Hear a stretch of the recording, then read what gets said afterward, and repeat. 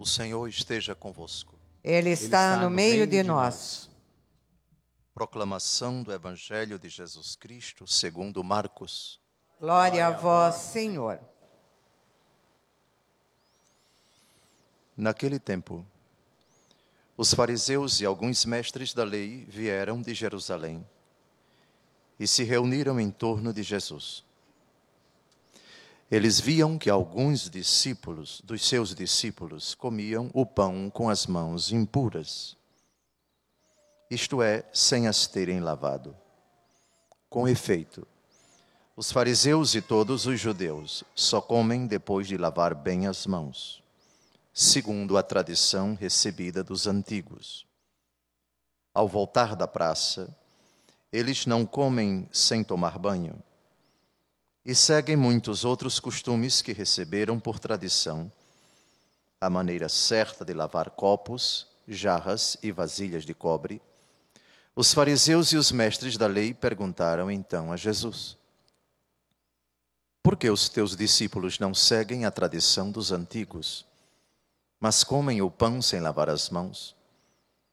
Jesus respondeu: bem profetizou Isaías a vosso respeito, hipócritas, como está escrito: este povo me honra com os lábios, mas seu coração está longe de mim. De nada adianta o culto que me prestam, pois as doutrinas que ensinam são preceitos humanos.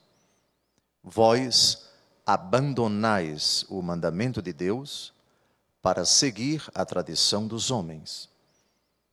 E dizia-lhes: vós sabeis muito bem como anular o mandamento de Deus, a fim de guardar as vossas tradições.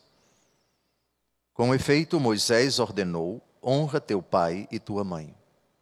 E ainda, quem amaldiçoa o pai ou a mãe deve morrer.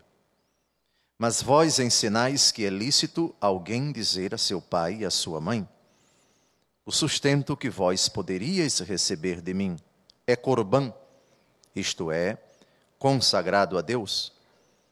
E essa pessoa fica dispensada de ajudar seu pai ou sua mãe. Assim, vós esvaziais a palavra de Deus com a tradição que vós transmitis. E vós fazeis muitas outras coisas como estas. Palavra da salvação. Glória a vós, Senhor.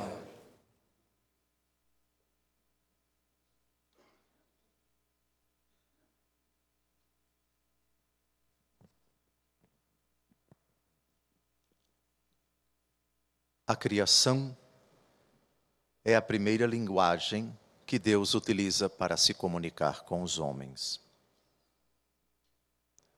Uma linguagem muito bonita, uma linguagem fascinante, uma linguagem que leva o salmista a dizer, vislumbrando tudo aquilo que Deus fez, de forma particular o homem: ó Senhor nosso Deus, como é grande o vosso nome por todo o universo.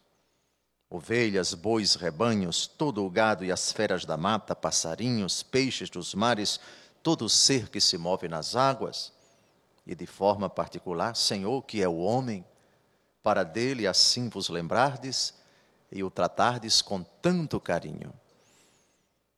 Mediante essa linguagem tão bela, a obra de Deus, particularmente o homem contempla, vendo a perfeição da criatura, a grandeza, a majestade, a onipotência, a onisciência do Criador. Mas a linguagem de Deus não se reduz àquilo que ele faz. Deus também decide falar com os homens. A revelação positiva começa com Abraão. E Deus fala nos primórdios, primeiro diretamente aos patriarcas. Dirige mensagens claras, diretas a Abraão, depois a Isaque, depois a Jacó. O povo vai para o Egito depois que Jacó constitui 12 filhos que se tornam os patriarcas das 12 tribos de Israel. Israel se torna uma nação numerosa no Egito. E muito tempo depois, conduzida por Moisés até as portas da terra prometida, tarefa que Deus confia a Josué, introduzir o povo. E depois de muitos anos, a terra conquistada, a terra onde jorram leite e mel, Israel agora se sedimenta e vai ser preparada por Deus para a chegada do Messias. Então surgem os profetas, aqueles instrumentos de Deus que Ele escolhe para falar em nome dEle. Ao longo de toda a história de Israel, particularmente na época dos profetas, nós temos a linguagem de Deus mediante a pregação dos homens, a mensagem dos homens, que fazem as vezes de Deus. E temos então de geração a geração a transmissão oral da vontade de Deus aos homens. Daí se fala de tradição ou transmissão, que é a passagem de mensagens, de doutrinas, a voz de Deus, que é levada de pai para filho, de filho para neto, de neto para bisneto. E assim, com o passar das décadas, dos séculos e dos milênios, Israel consolida a fé no Deus cuja linguagem começa com a criação, depois se manifesta pela aliança, os mandamentos da lei, as ordenanças, se quisermos, do Senhor para o seu povo, e também como fonte de fé, como elemento crucial na compreensão da lei, a interpretação, a transmissão, os ensinamentos, particularmente dos profetas, mas também daqueles que Deus constituiu como responsáveis por essa tarefa árdua e ao mesmo tempo sublime, interpretar a linguagem de Deus, interpretar a voz de Deus. Ocorre que, com o passar do tempo, as tradições acabaram levando Israel a uma confusão quanto à compreensão da vontade de Deus. A tradição que devia permanecer fiel à vontade original de Deus, tanto na criação quanto na aliança, acabou multiplicando num casuísmo infinito, quase infinito, prescrições, normas, proibições, permissões, as interpretações, o ensino com o passar do tempo, acabou não apenas engessando a lei, mas tornando-a praticamente impossível de ser cumprida. E chegou ao cúmulo, Israel, de no tempo de Jesus, os ensinamentos posteriores, os ensinamentos que surgiram como fruto de uma interpretação, às vezes exagerada, às vezes oportunista, às vezes equivocada, rigorista, e outros adjetivos que nós quisermos utilizar, a lei se tornou então um fardo, um peso insuportável, a ponto de chegamos no evangelho que nós acabamos de ouvir, de a tradição acabar se tornando uma fonte para invalidar, anular a palavra de Deus. Dou um exemplo claro. Uma coisa é a observância do sábado no Antigo Testamento, que era o dia do repouso do Senhor. Sábado citado na primeira leitura de hoje. O problema não era a observância do sábado no tempo de Jesus, mas a interpretação que se dava à observância do sábado. Ao ponto de uma certa tradição dizer: não é lícito a você curar uma pessoa, ajudar uma pessoa, cuidar de uma pessoa necessitada em dia de sábado, porque você vai fazer esforço.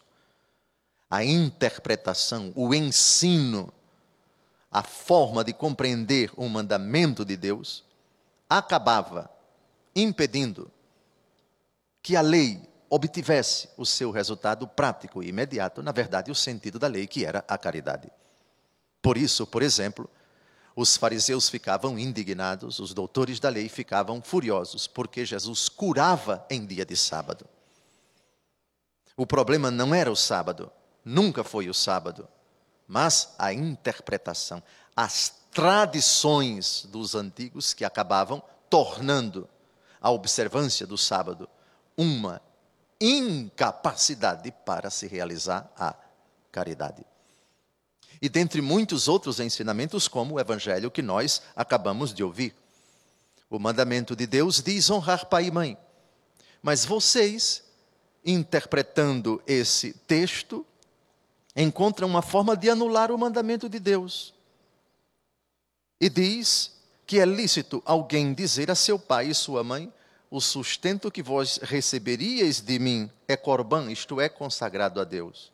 Assim eu não estou mais obrigado a ajudar os meus pais, porque o dinheiro, porque os recursos que eu devia para cumprir o quarto mandamento, que é honrar pai e mãe, dirigir para os meus pais, eu vou dar para o templo.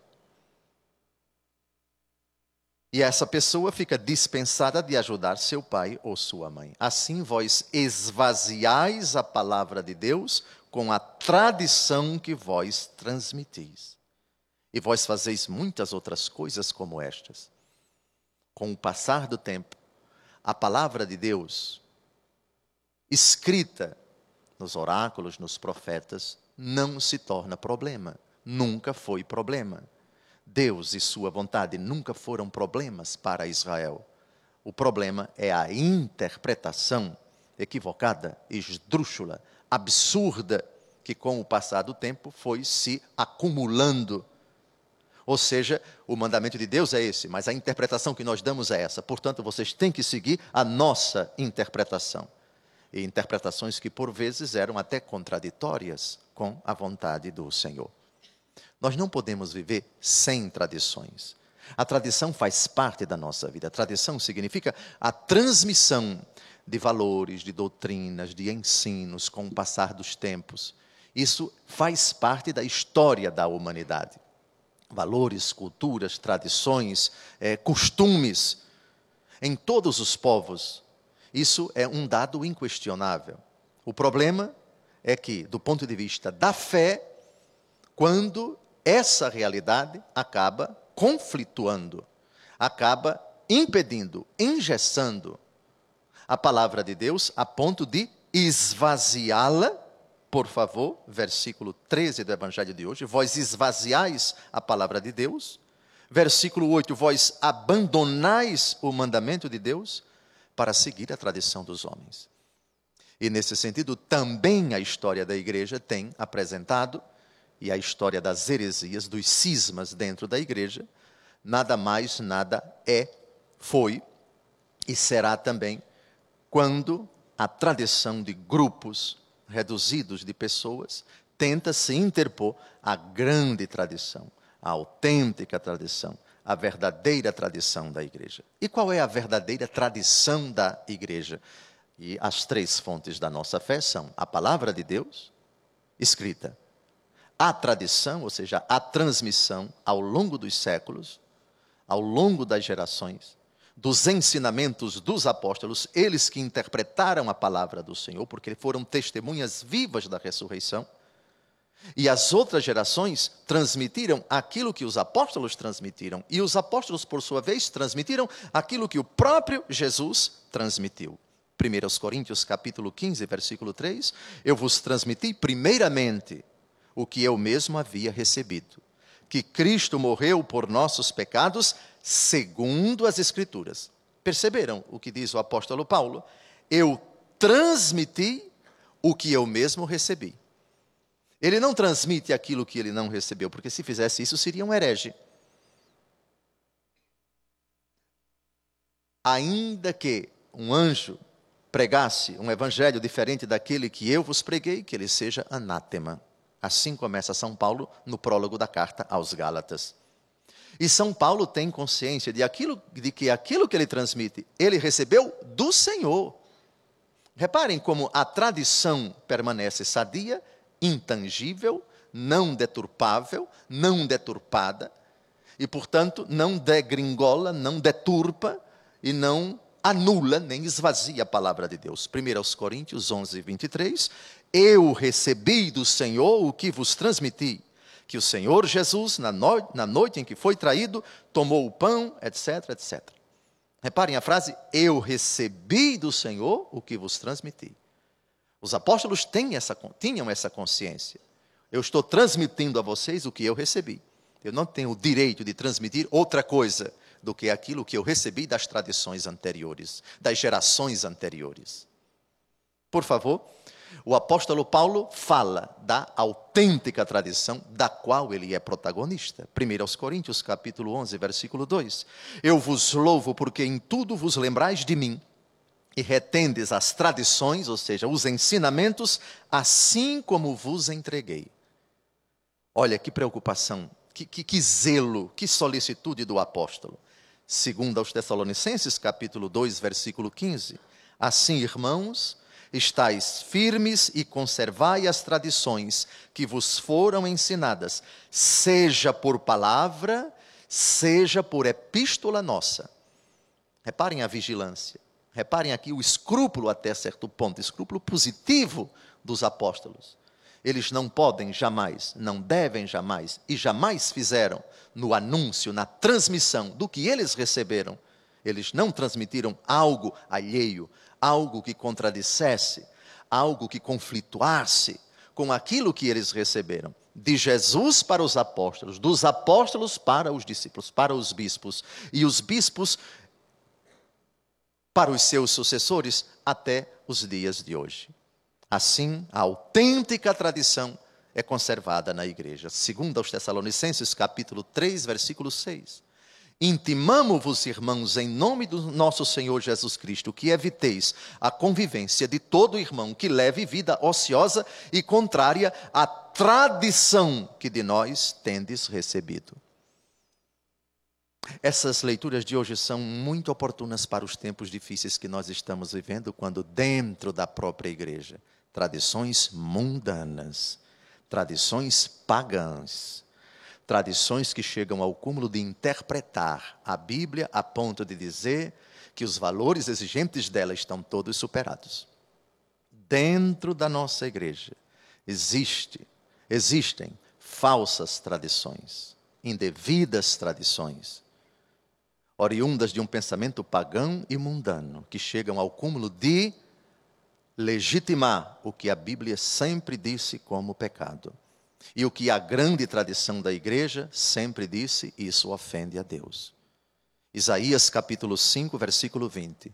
Ai daqueles que dizem ao doce é amargo, e ao amargo doce.